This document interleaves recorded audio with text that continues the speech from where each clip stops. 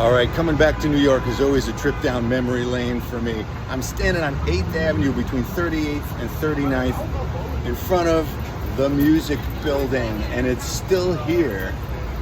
I started rehearsing here in 1981.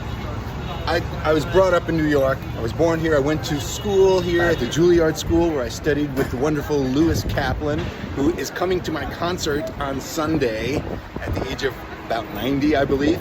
Graduated in 1980, and then I started doing what I consider my postgraduate work here at the Music Building. Starting in 1981, I started renting a rehearsal space here. So this is a 12-story building that's nothing but rehearsal spaces for bands, where you could come 24/7, make as much noise as you wanted to. And so I got a space here. I was paying $525 back in 1981, back when I was paying $275 for a basement apartment in Yonkers. And we come down here 4 or 5 times a week to rehearse my band.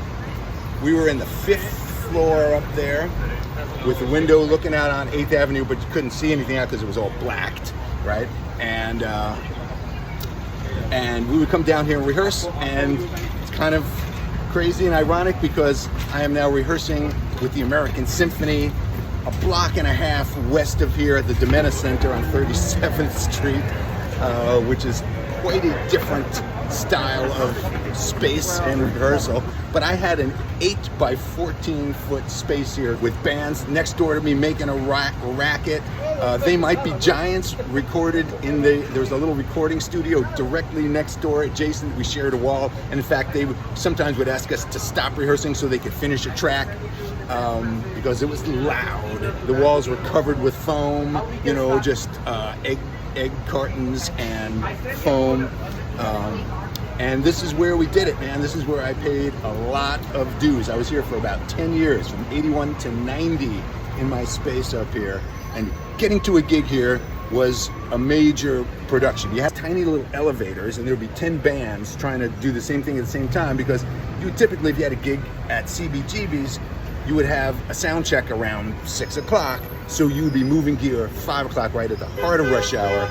And 8th Avenue back then was a sea of taxi cabs, and there was no double parking. The cops would come by and move you. This guy's moving along right now. The cops would move you if you were here for more than 5 minutes, and it would take you a half hour, 45 minutes sometimes, just to go around the block in rush hour traffic, because you'd move like 1 car per light. It was insane. And by the way, this was crack central back then, so just standing here for a few minutes was taking your life in your hands. And none of these shops were here. Yeah, there was no Bing Bong smoke shop right next door. There was no